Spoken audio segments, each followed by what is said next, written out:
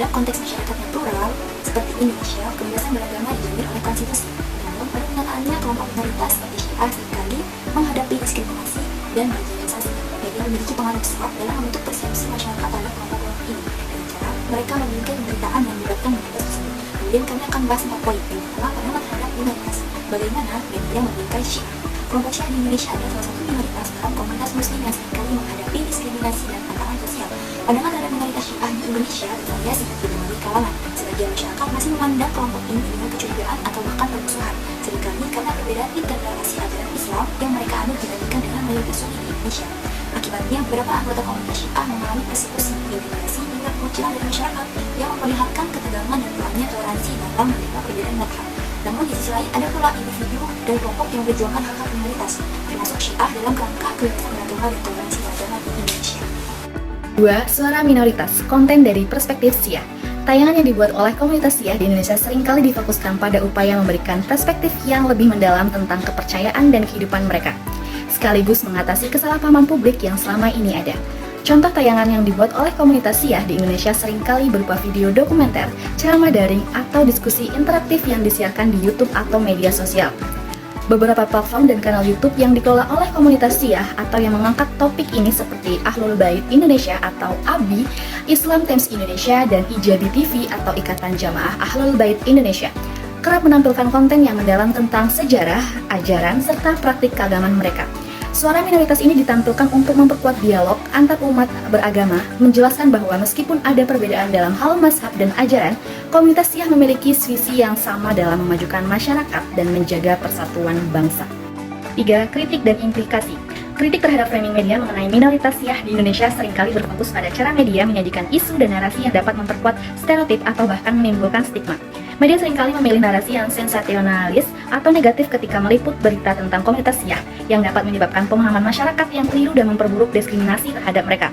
Framing yang tidak proporsional dapat memicu konflik dan meningkatkan ketegangan antara kelompok mayoritas dan minoritas, mengingat ketidakpahaman yang berkembang dari pemberitaan yang bias dan tidak akurat. Implikasi dari framing media ini sangat signifikan. Pertama, pemberitaan yang menstigmatisasi minoritas Syiah dapat memperkuat polarisasi sosial dan membentuk opini publik yang tidak berdasar. Ini dapat mengakibatkan tindakan intoleransi, diskriminasi, atau bahkan kekerasan terhadap komunitas Syiah. Kedua, narasi negatif yang diulang-ulang oleh media dapat menghilangkan kesempatan bagi dialog antar agama dan pemahaman yang lebih dalam tentang keberagaman di Indonesia. Hal ini juga dapat menciptakan lingkungan di mana minoritas merasa tersaing dan terancam, sehingga mengurangi partisipasi mereka dalam kehidupan publik.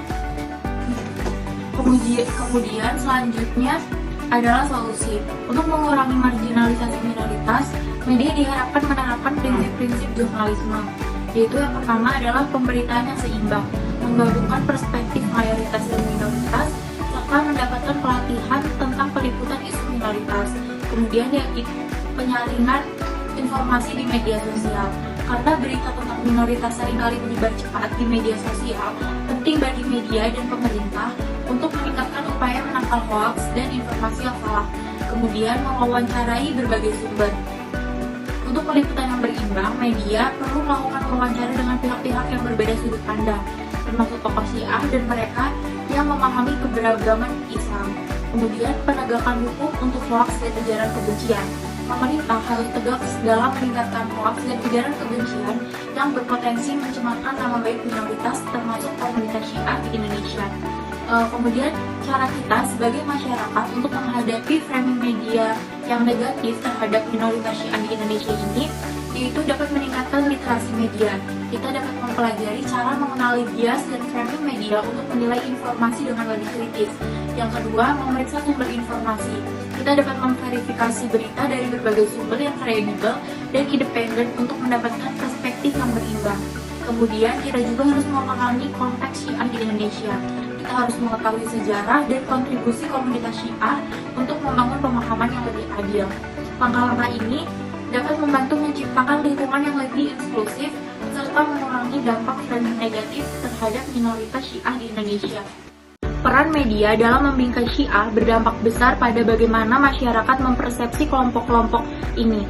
Dengan memperkuat komitmen terhadap jurnalisme dan objektif dan berfokus pada hak asasi manusia, media dapat menjadi agen perubahan yang memperjuangkan kesetaraan dan keadilan bagi semua kelompok, terutama bagi mereka yang termarginalisasikan.